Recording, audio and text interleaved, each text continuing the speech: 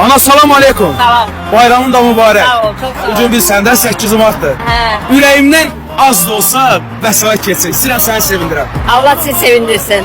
Ana 20 Mart'a gücüm çatır bak. Neçə sənin kimi Şükür olsun Allah'a. koyurum. He.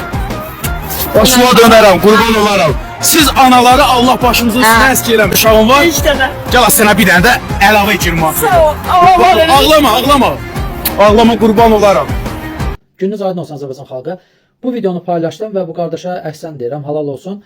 O bəziləri də altdan yazır ki, bu reklama ehtiyac yoxdur. Bu tipli videolar insanlara xeyirxah əməllər reklam xarakterli deyil. O sadəcə yatmış vicdanları oyatmaqdır. Bəzi vicdansızların vicdanını oyatmaqdır. Nəsə bunu qoyduq qırağa, halal olsun, alqışlayıram.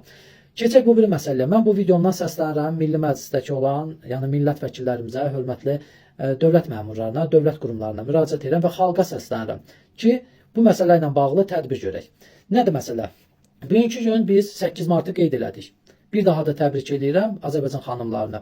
8 Martı qeyd elədik, təbrik elədik. Hamı imkan daxilində öz əzizlərini, ana bacılarını, ailəsini, qonşularını, qohumlarını hamını təbrik elədi. Allah həmişə ölkəmizdə toy bayram belə xeyir günlər nəsib eləsin inşallah. Bayramın bu ölkəyə heç də ziyanı yoxdur.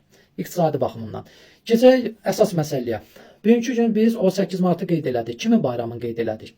100 il bundan qabaq İngiltərədə başdan xarab bir fabrik müdürü 7 Martda qadınların etirazına, müəyyən bir maaşlarının az olmağına, müəyyən bir etirazlara görə 70-80, 100-ə yaxın qadını ağzını bağlayıb fabriki yandırıb, od vurub yandırıb və bu faciəni 8 Mart günü qadınların azadlığı naminə bayram qeyd olunub və bu bayramda İngiltərədə baş verib. Bunun bizə heç bir aidiyyəti yoxdur.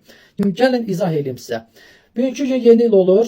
Qeyd eləmir bəziləri, deyirik ki, bu müsəlman bayramı deyil, bu xristianın və yaxud da Rusdan gəlmə bir bayramdır. Qoyduq bunu qırağa. Keçək Novruz bayramına. Deyirlər bu İrandan gəlib, oradan gəlib, buradan gəlib. Bu bizim bayram deyil. Nəysə, əlqərəz. Milli dəyərlər axtarırıq, digər bir şeylər axtarırıq ki, bu bizə uyğun deyil. Bəs 8 Martın nəyi bizə uyğundur ki? Bugünkü gün biz İngiltərədə baş vermiş hansısa bir hadisəni biz bayram qeyd edirik. Mən nəyi sizə izah eləmək istəyirəm? Əziz xalqın və dövlət qurumları, dövlət nümayəndələri, məmurlar. Hansı ki, qanun tətbiq edən məmurlara aiddir.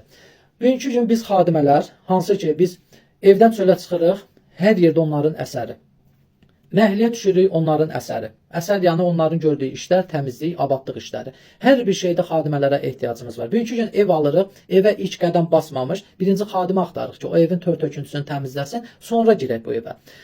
Hər bir məsələdə ən vicdanlı, mən deyərdim ki, ölkədə ən şərəfli peşə xadimə peşəsidir. Hansı ki, ölkədə ən az məvacibə qane olub, bu ölkəyə, dövlətə xidmət edir, xalqa xidmət edir, bizlərə xidmət edir.